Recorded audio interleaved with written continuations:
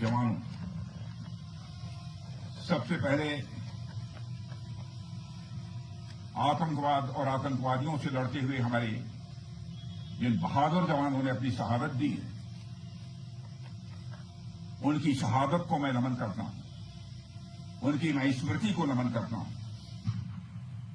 और साथ ही पहलगाम में जो निर्दोष नागरिक आतंकवादियों के द्वारा मारे गए हैं, उनकी भी स्मृति को मैं नमन करता हूं। मैं हमारे घायल सैनिकों के साहस को भी नमन करता हूं और ईश्वर से यह प्रार्थना करता हूं कि वह जल्द से जल्द स्वस्थ हो जाएं। मेरे दोस्तों, इन विषम परिस्थिति में आप सबके बीच आज आकर मैं स्वयं को बहुत ही गौरवान्वित महसूस कर रहा हूं। हमारे प्रधानमंत्री माननीय नरेंद्र मोदी जी के कुशल नेतृत्व और मार्गदर्शन में ऑपरेशन सिंदूर के दौरान आपने जो कुछ भी किया है, उस पर पूरे देश को गर्व की अनुभूति हो रही है। मैं अभी भले ही आपका रक्षा मंत्री हूं, लेकिन उससे पहले तो मैं भारत का एक नागरिक हूं। रक्षा मंत्री के साथ साथ मैं आज भारत के नागरिक के रूप में भी आप सबके प्रति आभार व्यक्त करने के लिए यहां मौजूद हूं। पहलगाम हमले के बाद हमारे जम्मू कश्मीर की जनता ने पूरी एकजुटता के साथ और पाकिस्तान और साथ ही साथ आतंकवादियों के प्रति जिस प्रकार से अपने गुस्से का इजहार किया है, मैं जम्मू कश्मीर की जनता का भी अभिनंदन करता हूं। मेरे साथियों, आपकी उस ऊर्जा को महसूस करने आया हूं जिसने दुश्मनों को नष्ट नाबूद कर दिया है। आपने जिस तरीके से सीमा के उस पार पाकिस्तान की चौकियों और बंकरों को आपने ध्वस्त किया, दुश्मन मैं समझता हूं उसे कभी भूल नहीं सकता। आपने देखा होगा कि आमतौर पर लोग जोश में होश खो देते हैं, लेकिन आपने जोश भी रखा, होश भी रखा और सूझबूझ के साथ दुश्मनों के ठिकानों को आपने बर्बाद किया। आज मैं यहां रक्षा मंत्री के साथ साथ एक मैसेंजर के रूप में भी आप सबके सामने मौजूद हूं। पूरे देश की शुभकामनाएं, उनकी प्रार्थनाएं और उनकी कृतज्ञता को लेकर आप सबके बीच यहां मैं मौजूद हूं। एक तरह से आप समझिए कि मैं एक डाकिया बनकर आपके बीच आया हूं और देशवासियों का संदेश लाया हूं। संदेश यह है कि हमें हमारी सेनाओं पर गर्व है। साथियों, ऑपरेशन सिंदूर सिर्फ एक ऑपरेशन का नाम भर नहीं है, बल्कि यह एक हमारी प्रतिबद्धता है, यह हमारा एक कमिटमेंट है।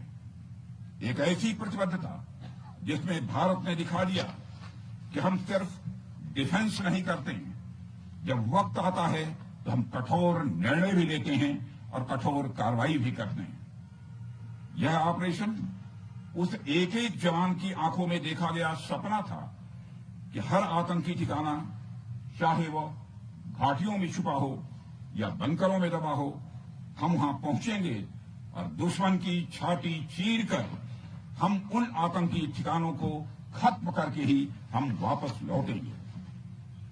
मेरे साथियों, ऑपरेशन सिंदूर आतंकवाद के खिलाफ भारत द्वारा चलाई गई अब तक के इतिहास की मैं मानता हूं यह सबसे बड़ी कार्रवाई है।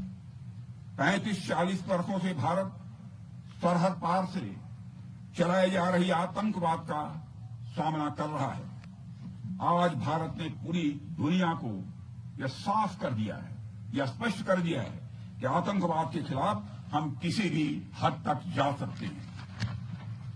साथियों, आतंकवादियों ने पहलगाम में आतंकवादी घटना को अंजाम देकर भारत के मस्तक पर चोट पहुंचाने की कोशिश की है। भारत की सामाजिक एकता को तोड़ने का भी प्रयास किया गया है। उन्होंने भारत के माथे पर वार किया, हमने उनकी छाती पर वार किया है और छाती पर घाव किया है। पाकिस्तान के जख्मों का इलाज इसी बात में है कि वो भारत विरोधी और आतंकवादी संगठनों को पनाह देना बंद करे और अपनी जमीन का इस्तेमाल भारत के खिलाफ किसी भी सूरत में न होने दे। साथियों, आपको याद होगा कि लगभग 31 साल पहले स्वर्गीय अटल बिहारी वाजपेयी जी के सामने इसी पाकिस्तान ने इस्लामाबाद में डिक्लेरेशन किया था कि अब उनकी धरती से आतंकवाद एक्सपोर्ट नहीं किया जाएगा। मगर पाकिस्तान ने भारत को धोखा दिया है, पाकिस्तान ने भारत को छला है और आज भी वह धोखा दे रहा है। इसका खामियाजा अब उसको भारी कीमत करके भुगतना पड़ा है और यह कीमत यदि आतंकवादी वारदातें चलती रही तो लगातार यह बढ़ने ही वाली है। हमारे प्रधानमंत्री श्री नरेंद्र मोदी जी ने दो टूक शब्दों में आतंकवाद के खिलाफ भारत की नीति को रीडिफाइन कर दिया है, इसे परिभाषित कर दिया है, जो यह कहती है कि हिंदुस्तान की सरजमी पर किया गया कोई भी आतंकी हमला एक एक्ट ऑफ वार माना जाएगा। दोनों देशों में जो अंडरस्टैंडिंग बनी है फिलहाल वह इसी बात को लेकर है कि सरहद पार से कोई बेजा हरकत अब नहीं की जाएगी। अगर की गई तो बात निकलेगी तो बहुत दूर तक जाएगी। साथ ही हमारे प्रधानमंत्री ने यह भी साफ कर दिया है, आतंक और बातचीत कदापि एक साथ नहीं चलेंगे और अगर बात होगी तो आतंकवाद पर होगी और पाक ऑक्युपाइड कश्मीर पर ही होगी। साथियों, ऑपरेशन सिंदूर की कामयाबी ने पाकिस्तान में छिपे आतंकी संगठनों और उनके आकाओं को भी यह साफ बता दिया है कि वे कहीं भी अपने आप को महफूज और सुरक्षित न समझें। अब वे हमारे बहादुर भारतीय सेनाओं के निशाने पर हैं। दुनिया जानती है हमारी सेनाओं का निशाना अचूक है और वो जब वो निशाना लगाते हैं तो गिनती करने का काम वह दुश्मनों पर छोड़ देते हैं। साथियों, आज आतंकवाद के खिलाफ भारत की प्रतिज्ञा कितनी कठोर है इसका पता इसी बात से चलता है कि हमने उनके न्यूक्लियर ब्लैकमेल की भी परवाह नहीं की है। पूरी दुनिया ने देखा है कि कैसे गैर जिम्मेदाराना तरीके से पाकिस्तान द्वारा भारत को अनेक बार एटमी धमकियां दी गई हैं।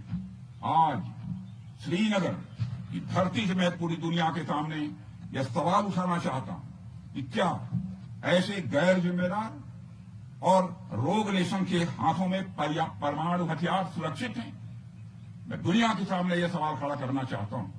मैं मानता हूं कि पाकिस्तान के एटमी हथियारों को IAEA international atomic energy agency की निगरानी में लिया जाना चाहिए। मैं ये कहना चाहूंगा और साफ तौर पर कहना चाहूंगा। साथियों, हमारी सेनाओं हमारी सीमाओं पर अपनी मातृभूमि की रक्षा के लिए जिस तरह से आप सभी बिना रुके बिना थके दिन रात लगे रहते हैं वह अपने आप में अद्भुत है और अद्वितीय भी है। आपकी यही बातें हम सब भारतीयों के लिए मार्गदर्शक का कार्य करती हैं।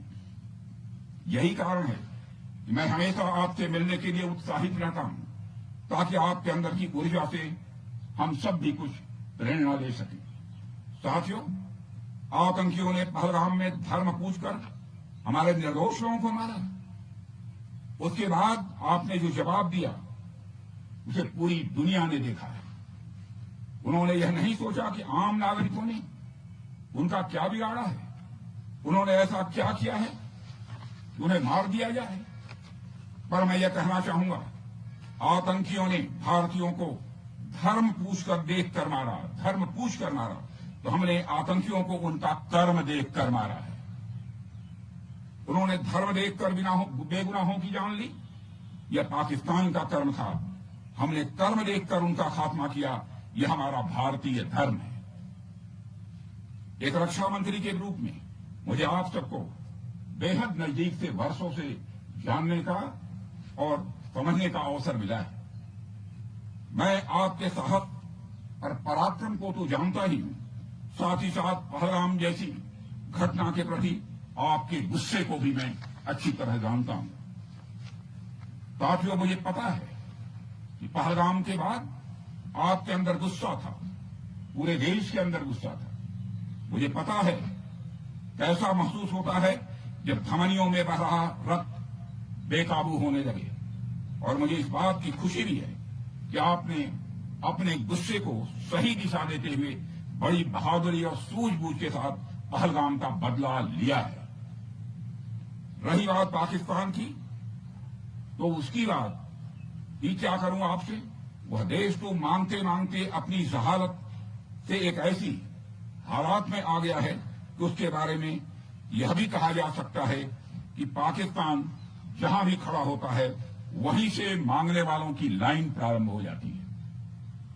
अभी आपने सुना ही होगा कैसे वह फिर एक बार इंटरनेशनल मॉनेटरी फंड IMF के पास कर्ज मांगने गया। वहीं दूसरी तरफ हमारा देश है कि हम आज उन देशों की श्रेणी में आते हैं जो IMF को फंड देते हैं ताकि IMF गरीब देशों को कर्ज दे सके। ऐसी स्थिति में हमारा ये भारत है।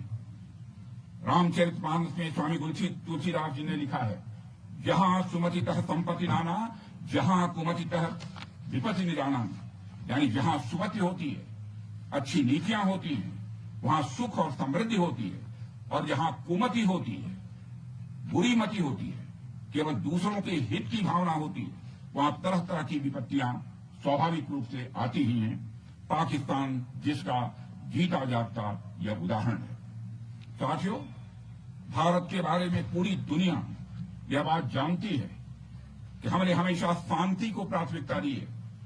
हम आमतौर पर युद्ध के समर्थक कभी नहीं रहे, लेकिन स्थितियां जब इतनी विकट हो जाएं, जब देश की संप्रभुता पर आक्रमण होने लगे, तो जवाब देना यह आवश्यक हो जाता है। राष्ट्रकवि रामधारी सिंह दिनकर जी की पंक्तियां आपके सामने रखना चाहूंगा। रुग्ण होना चाहता कोई नहीं, रुग्ण होना चाहता कोई नहीं, रोग लेकिन आ गया जब पास हो तिक्त औषधि, कड़वी औषधि। तिक्त औषधि के सिवा उपचार क्या, शमित होगा वह नहीं मिष्ठान्न से। यानी कोई बीमारी अगर लग जाए तो हम मिठाई से दूर नहीं होती, उसके लिए कड़वी दवा ही काम करती है। इसलिए आतंकवाद जैसे रोग के लिए भी ऑपरेशन सिंदूर जैसी दवा की बड़ी जरूरत हो गई थी। साथियों, पूरे देश में हमारी सेनाओं को और हमारे सैनिकों को एक सम्मान की दृष्टि से देखा जाता है। एक सशक्त राष्ट्र वही होता है जो अपनी सेनाओं को सम्मान के साथ साथ आधुनिक हथियार और साजो सामान भी दे जिसकी उसे जरूरत है। मुझे गर्व है कि आज प्रधानमंत्री जी के नेतृत्व में सरकार हमारी सेनाओं के लिए यह सब सारा काम कर रही है। हमने यह सुनिश्चित किया है कि हमारी सेनाएं हर परिस्थिति के लिए तैयार रहें। और मैं यहां पर army chief general Upendra Dwivedi ji को भी बधाई देना चाहता हूं, क्योंकि बार बार मेरी चर्चा होती रही है और बार बार मैं ये पूछता हूं कि जो भी आवश्यकताएं हैं उन आवश्यकताओं को पूरा करने के लिए हम पूरी तरह से तैयार हैं। और इसलिए इसके लिए हम वर्ल्ड क्लास बेहतरीन गुणवत्ता वाले साजो सामान अपनी सेनाओं को देने की कोशिश कर रहे हैं। आज आधुनिक राइफल्स, मिसाइल डिफेंस शील्ड और ड्रोन्स जैसी नई पीढ़ी के कई इक्विपमेंट को तेजी से भारत में ही बनाया जा रहा है। साथियों, इसके अलावा सीमावर्ती इलाकों में हमने जो काम किया है वो आप सब देख रहे होंगे। आज यलेशी और यलोशी पर भी कनेक्टिविटी है, वैसी पहले शायद कभी नहीं थी। हमने हर स्तर पर यह दिखाया है कि हमारी सरकार केवल युद्ध भूमि पर ही नहीं बल्कि व्यक्तिगत रूप से और पारिवारिक रूप के साथ अपने सेना के जवानों के साथ खड़ी है। साथियों, अंत में एक बार फिर आप सभी को आपके शौर्य और पराक्रम के लिए हृदय से हार्दिक बधाई देता हूं। मैं आपको यह आश्वासन देता हूं कि हमारे प्रधानमंत्री जी के नेतृत्व में देश की सरकार और देश की जनता हर कदम पर, हर स्थिति में आपके साथ कंधे से कंधा मिलाकर खड़ी है। मुझे पूरा विश्वास है कि आपके सहयोग से हम इस पूरे क्षेत्र में आतंकवाद का समूल नाश करेंगे, ताकि कल को कोई भारत की संप्रभुता के खिलाफ आंख उठाने की हिमाकत न कर सके। इसी आशा और विश्वास के साथ आप सबके शौर्य और पराक्रम की सराहना करते हुए और आप सभी को अपनी हार्दिक शुभकामनाएं देते हुए अपना निवेदन समाप्त करता हूं। बोलिए जय हिंद, जय हिंद। का घोष वाक्य क्या है इस भारत माता की यही है। क्या बात है।